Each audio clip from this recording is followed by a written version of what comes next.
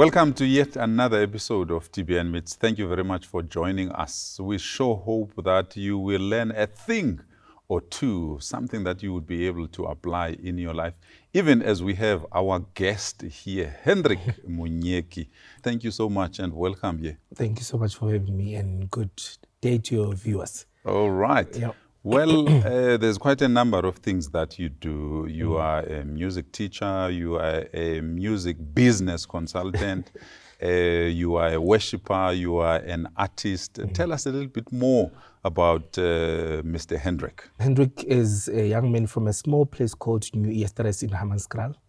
I was born and raised there, and 20 years later, God just brought me to Johannesburg, where I'm currently staying. I'm a worship leader at my church, Good News of Hope Ministries, of 20 years, by the way. I've been at my church for 20 years. I love, being I don't like hip-hopping. I don't like going around, and I think that's a very responsible behavior, especially as an artist. You need to belong somewhere. And yes, I'm a music teacher at my school, Music Academy of Gauteng, also in Benoni. I'm also a music business consultant.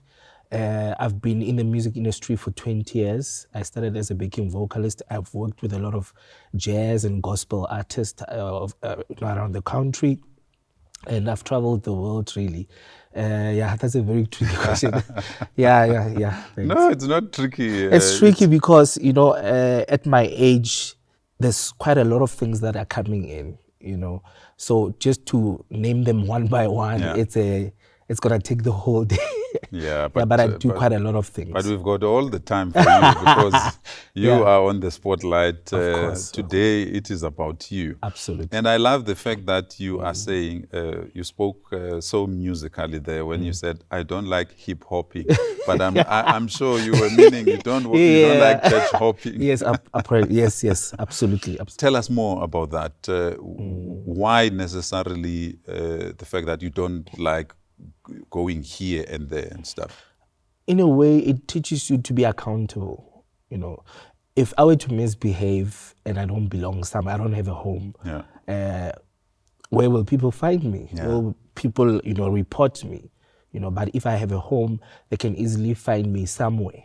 That's beautiful. So I think it helps with accountability. That's really wonderful. I think it's very important for children of God to have a form of both responsibility and accountability, because then people can see that, this is not a man who just does whatever he wants to do. And that example is very important for us as children of God. Tell us, you have in the last month going from radio station to radio station, doing interviews and stuff like that. What's been happening? I've got a brand new single called Dikgoro di Bulehile. We've just released 3 weeks ago. Dikgoro di Bulehile simply means doors are open. It was actually inspired by Revelations 3 verse 8. The Bible says, behold, I've opened a door before you that no man can close. So I'm saying to people, this song is a victory anthem. If you are expectant of the Lord, if you are praying for something, that song is for you. Doors are already open. Wow, that's beautiful. What inspired it, and how long did it take for you to put it in writing? Writing it, I think it came when I was going through a very rough patch in my life. And every time when I tried to open my mouth, God said, doors are open. And I couldn't even go further. I couldn't even ask anything. And that's the answer I got. Wow. Doors are open. Doors are open. And then I couldn't pray further. So it was, and I got a melody, and it's very simple. It's just 2 lines. Dikgoro di Bulehile again.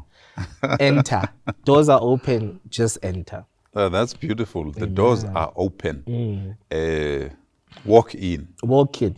Walk in victory. Walk in praise, with praise. Yeah. David says, I will enter his courts with thanksgiving in my heart. I will enter praise. So So, yeah. Wow.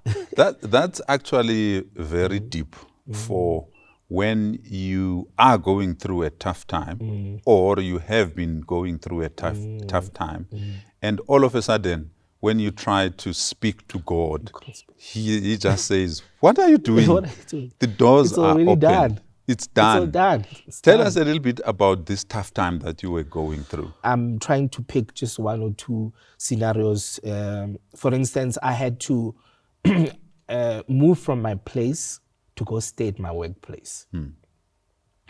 That was a bit uncomfortable for me because I'm used to my freedom and Your privacy, my privacy, all of those. Yeah, and going back, it felt like it's a 10-step back.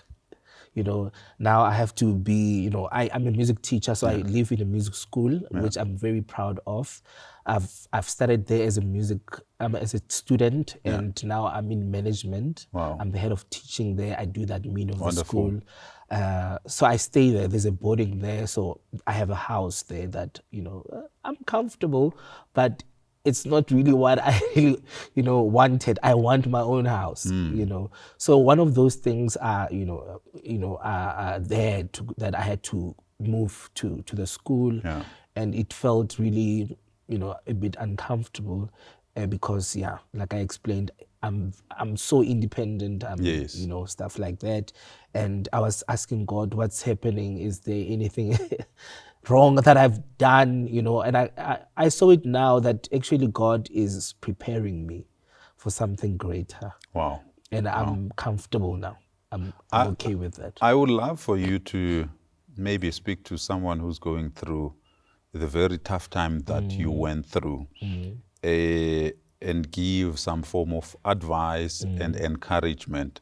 But before you do that, you'll speak directly to that camera, but before you do that, it almost feels and sounds like every time when God wants to give you something more, the taps just close and you feel like, what is happening? It's funny how because of not understanding at the time, we feel God is punishing us and all of that. And yet he's just saying, depend on me. I've already opened the doors, but come closer to me. How closer do you think you came to God than normally or even before that during these tough times? Not just the one where you had to give up your house and go live in a boarding place. I am so close to God than before. My prayer life have changed. And just recently, Moruti at church was talking about, restoring the altars in our homes. And mine, actually, I can tell you it is in my shower. It's so strange. Every time when I get there, the atmosphere changes. I forget about everything. I literally forget about everything, and I just get into the mood of prayer. And I would tell God about everything. I would pray for people. I would pray for my family.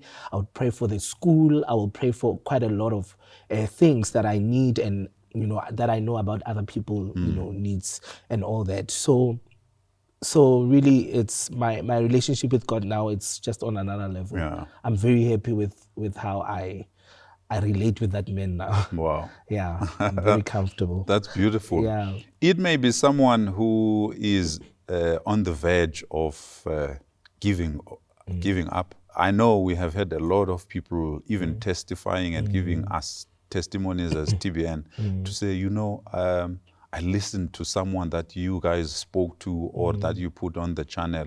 I was just about to commit suicide, but all of a sudden that message changed my heart.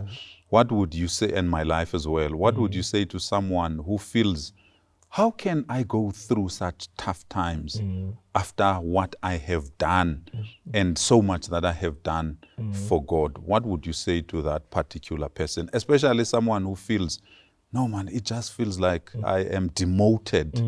It just feels like everything that I have done is not enough. In fact, most of the time when we go through such things, it's because God is talking. And there are so many voices around us now because of what we're going through. We tend not to hear God, but if we can listen very carefully, God is speaking. And I think we go through whatever we go through because we need to learn something, and as soon as we do that, we will move out from that situation. Until you learn, and most of the time would be things like patience, not really comparing yourself with other people, because we are in the stresses that we find ourselves in because we're comparing ourselves with people. Indlela yakho eyakho, your way is your way, your path is your path. So be consistent, be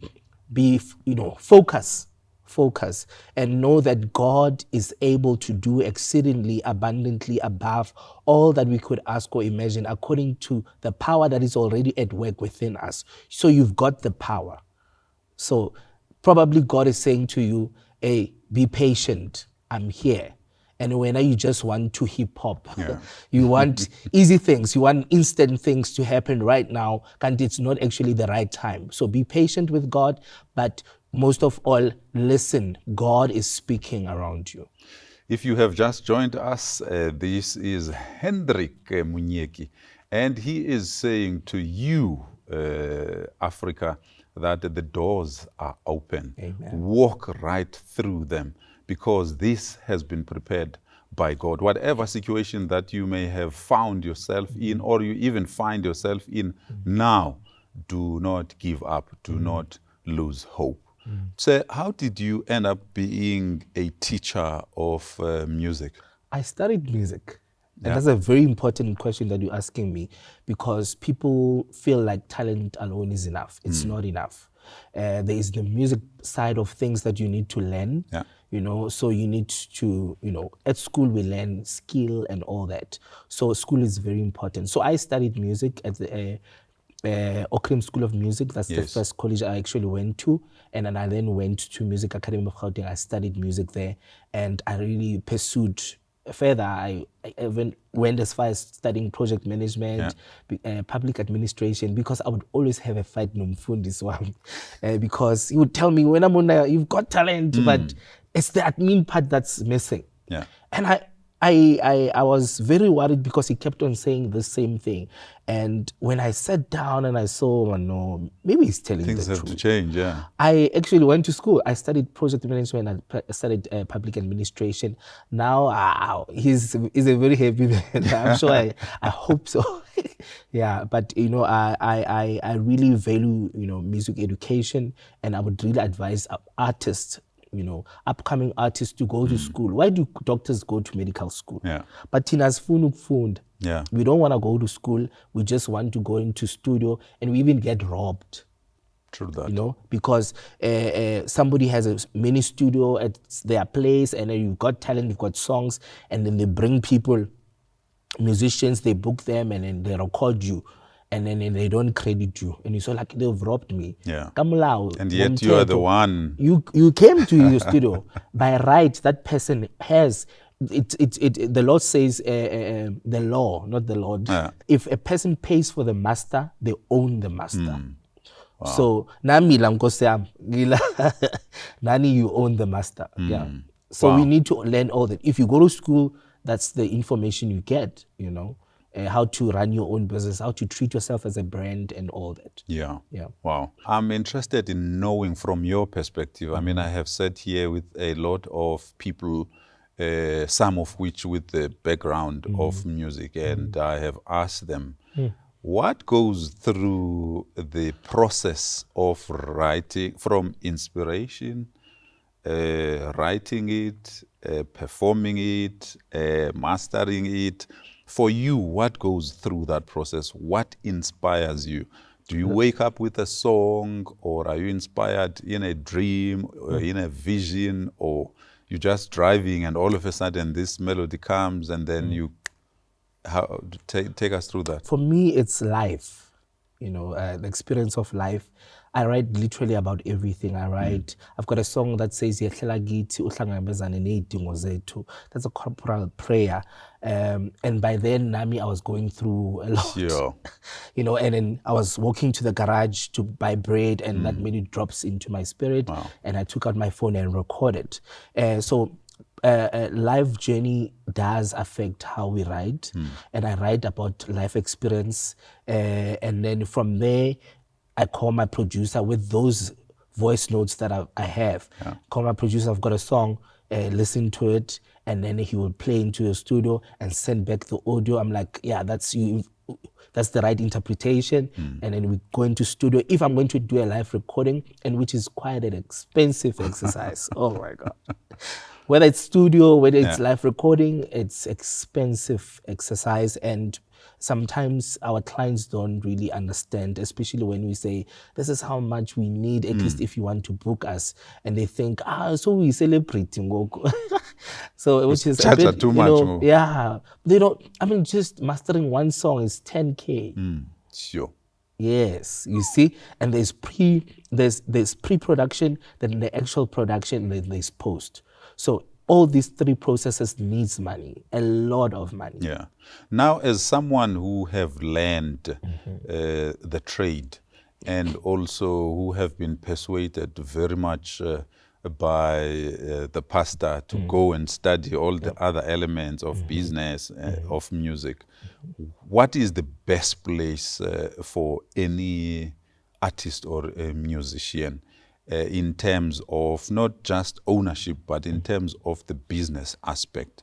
For instance, if you say to master a song is going to cost 10,000 rands, just one song, where would you say is the best place to be to prepare yourself so that you don't have to go through all these expenditures? Unfortunately, there's no double up. You know, the road is just straightforward.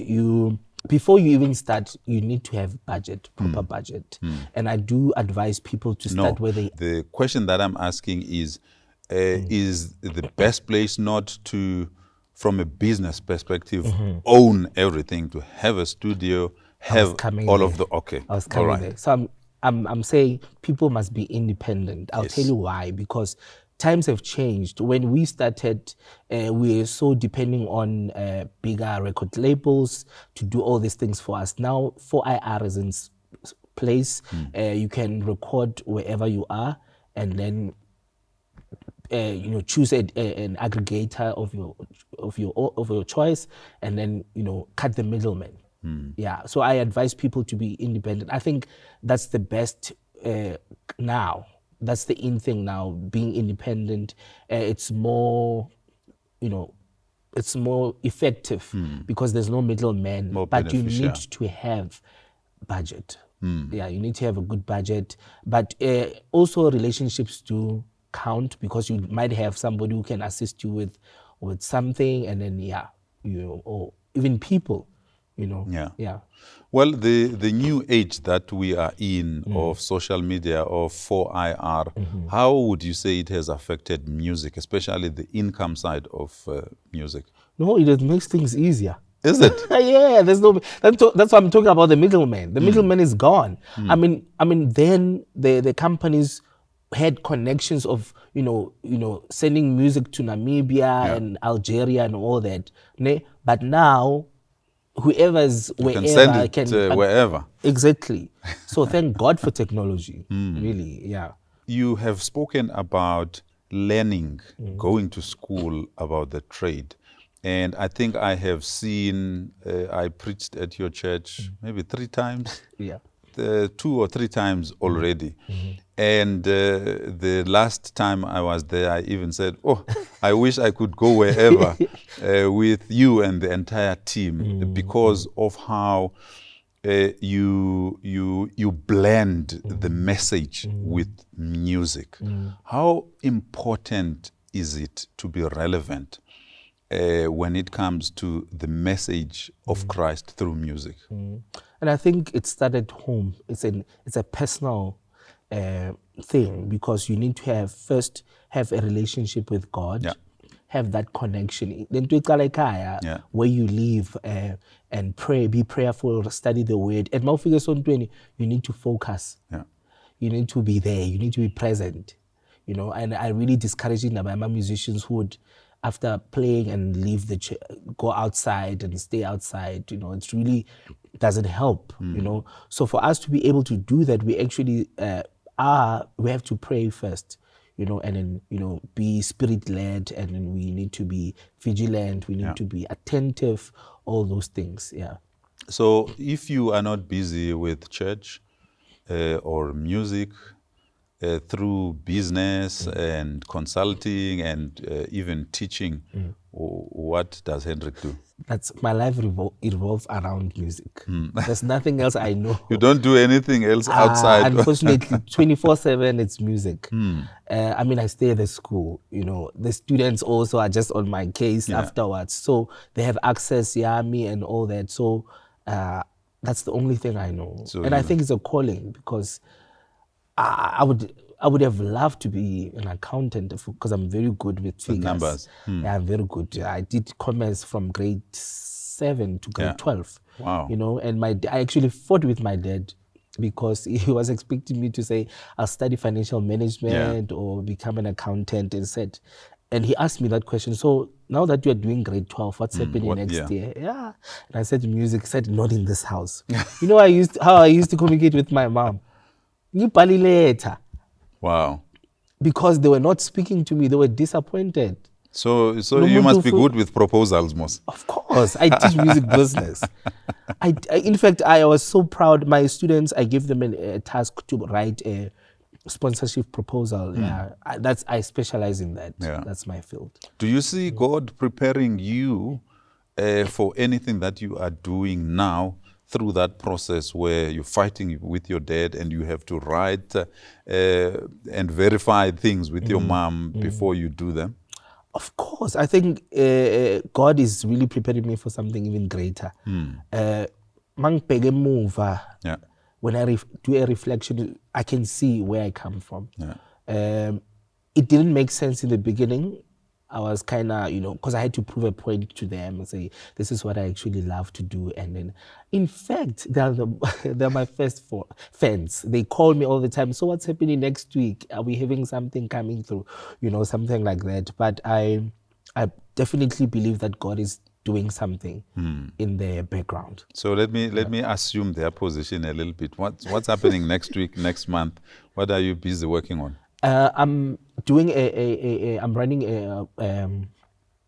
what do I call it? A music is business workshop, township drive. Wow. So I'm going around townships helping artists absolutely free with the business, music business issues, royalties and so forth for free. And I would love to, if you are seeing this, please, I would love to have some partners who can make this thing possible. You know, God willing, I would love to really travel the country and go to every township, especially the ones that are neglected, because there are music business workshops happening around the country, but we are not reaching out to the townships where the musicians are. Yeah. The ones that we are, the very trouble that we're trying to solve, we are actually not solving because we still have musicians who don't have gadgets, who can afford data. Yeah. You understand? How do we expect artists to go on a portal and then apply? They don't have data. They don't even have the very gadget to apply. So if you go to them, it makes things much easier. How many of these have you done so far? I do them every year. And I've been doing this. I was actually stationed at Joburg Theatre for the whole year in the past 2 years. And then I went to State Theatre.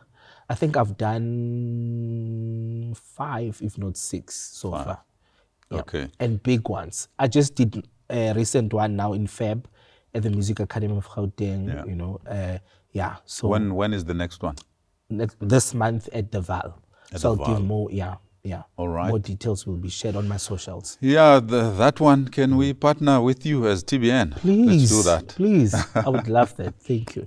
All right. Yeah. What stands out for you in terms of everything that you have done musically? Seeing the students I teach succeed. That for me is, that's for me, it's everything. Define success. That's my for your definition of students. success. Because if I were able to push them that far, it serves the purpose of me being there. And I think it will be very sad. You call yourself a teacher, but you don't have students that you can point what So I do have quite a lot of those because I've been teaching for the past 18 years. And I know I look younger, but I'm not that young. So I've been around for some time, and I thank God for the grace, and the favor. What's your hope for South Africa and Africa? To know God, to know God and to serve Him, to trust Him, because there's quite a lot of noise currently. And if you don't know God, I feel pity for you. There's a lot happening around the country. There are many voices, and it needs us to be very vigilant. And see, we need to descend. Yes. Because not every voice that says Jesus, it's actually meaning Jesus. That's so there's true. quite a lot of voices out there. All right, especially even in social media, in almost every platform, really, there's a lot of noise that can mislead people. Absolutely. So it's very important. I love what you just said. So thank you so very much, sir, for joining us, and may God richly bless you. Where can people get you and your music? I'm Hendrick Monyeki on Facebook. I also have a social media platform, a Facebook channel, Hendrick Monyeki, Hendrick with a CK, Hendrick, Monyeki, Monyeki. I'm also on Instagram at Monyeki. I'm on Twitter at Monyeki Hendrick. I'm also on TikTok, Hendrick Monyeki. So my music is all over digital platforms. Hope you enjoy it, and please ning book. Yeah. Thank you so much, dear sir. May God richly bless you and fulfill the desires of your heart and use you mightily going forward. Amen. Thank you. Thank you very much for having joined us. This was TBN Meets with Hendrick Monyeki. Until we meet next time, adios.